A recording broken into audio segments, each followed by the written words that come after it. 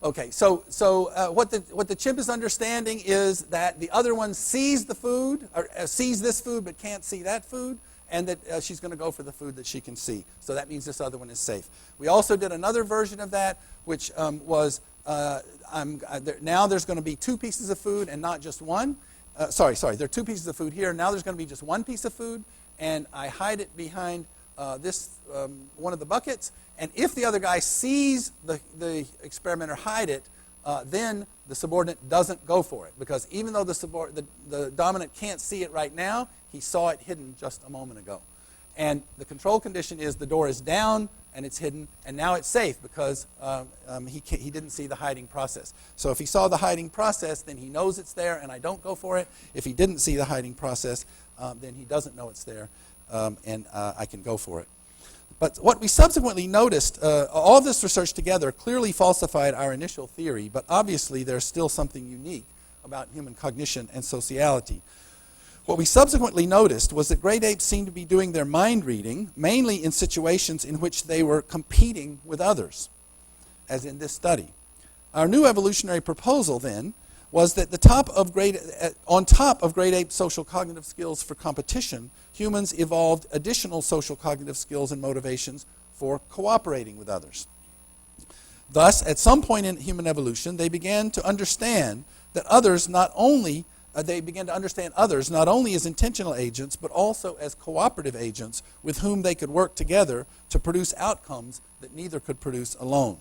These new skills of shared intentionality, the ability to form with others joint goals and intentions and joint plans, as well as joint attention and mutual knowledge, enabled them not only to put their heads together with others in collaboration and cooperative communication, but also eventually to create such group-minded cultural products as social conventions, norms, and institutions. Okay, so these are the 3 lectures that Eve announced, and today I'll talk about collaboration, because collaboration is where we think it all began in human evolution. So humans are collaborative foragers. Some might say obligate collaborative foragers. They, in contemporary forager groups, most of them generate most of their nutrition every day from collaborative activities of one sort or another. There are variations in this, but in general. On the other hand, great apes are mainly individual foragers. The typical pattern is they'll find a tree with figs or something. They come together. They travel in small groups. They find the tree, but they run up and scatter and grab some food and separate. Okay, so they're not collaboratively producing it, and they're not sharing it when they get it. The one potential exception is chimpanzees' group hunting of monkeys. Basically, what they do is they kind of surround the monkey and end up getting it by surrounding him and then mobbing him. This is very similar to what happens with lions and wolves, so it's not necessarily anything they are adapted for, I would say. So this is what I'm going to try to argue to you today, is that humans are collaborative foragers, and therefore, and they have biological adaptations for foraging, for collaborative foraging, that great apes do not have. So I'm going to show you a series of studies comparing children collaborating and great apes collaborating. Mainly chimpanzees, I should say. So the 4 great apes are chimpanzees, bonobos, orangutans, and gorillas. Humans are in that clade of great apes as well. And the closest relatives are chimpanzees and bonobos, and most of the research is with chimpanzees. And that's what I'll report on here today.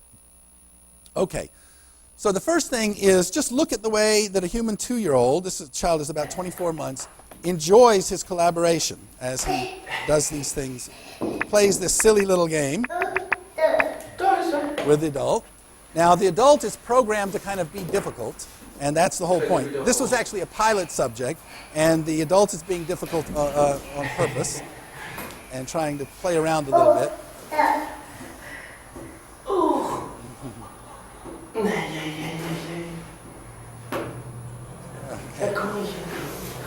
And you're going to see that, and he puts it in his hand, right? He doesn't put it on the trampoline, but he puts it in his hand so he can play his role. And now we keep going. You can see how much fun the child is having doing this little game. It's just fun to collaborate, even in a silly little game. and then you'll see how much he wants his partner to participate when he doesn't. Okay. And all right. So we're seeing here a high motivation.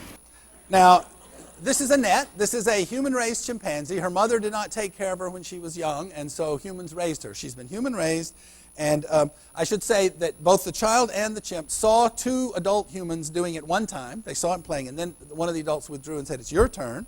And so here is Annette's idea of playing this game.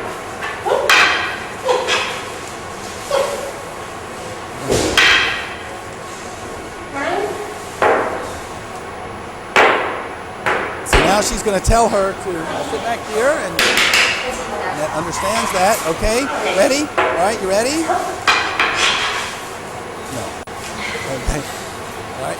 So there's nothing cognitively difficult about this. There's nothing motorically difficult. Annette can do this if she wants to. All right. Basically, I would gloss this as Annette saying, "This is a stupid game," basically. But I would submit to you that pretty much every species on the planet would say this is a stupid game, except that one. That's the only one that doesn't think it's a stupid game. Right? Why not? Because collaboration is fun, because we're built for it.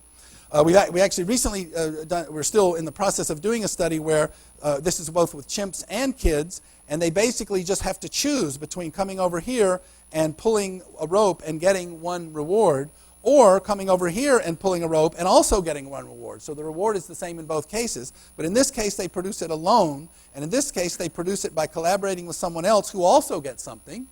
And as you might guess, children choose the collaborative option, number one, because it's more fun, and number two, because the other guy gets something also. And chimps choose mostly the solo option, because this is what they're adapted to do in foraging. When they're foraging, they find a tree with fruit in it. I go get my fruit. I'm not paying attention to what anybody else is doing. What humans do is they recruit collaborators and go get stuff.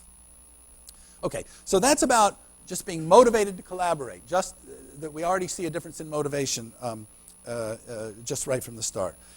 Second is a kind of a notion of commitment. Now, I'm going to use a number of normative terms here throughout. And I don't want to get into the philosophy of normative terms or whatnot, but children seem to have some notion of commitment, that when you say you're going to do it, you should follow through and do it. This is a child, so you have to pull this thing apart, and there's a toy inside. The child knows there's a toy, and when he doesn't play his part, again, you'll see the child sort of not very happy. He says, pull your, and then he says, do your part, okay? He sticks it out and tells her to do it. So the child expects the adult to, just like also in the game with this, the child expects the adult to play his part and to do what he's supposed to do in this game. So pull your thing, and you'll see that they actually succeed in pulling it apart at the end. They succeed in pulling it apart at the end. We didn't do this exact one with chimpanzees because the chimps would take the top with their hands and the bottom with their feet, and they would pull it apart individually. Here's another version of the same of a different task where this is a collaboration where the child has to get it down the right tube. This is 18 months old. Okay, and you can see making noise in this thing is so much fun. The child is going to tease a little bit here. Okay, but ultimately comes back and does it the right way. Okay. Now he's going to go into 15 seconds where he doesn't do anything. The child's ready to play, but he's not doing his part. So the kid comes over and tells him to come. Now he's got to extract his hand from this tube that it seems to be stuck in, and come play your part. Okay? And now the 15 seconds is up, and he does indeed play his part.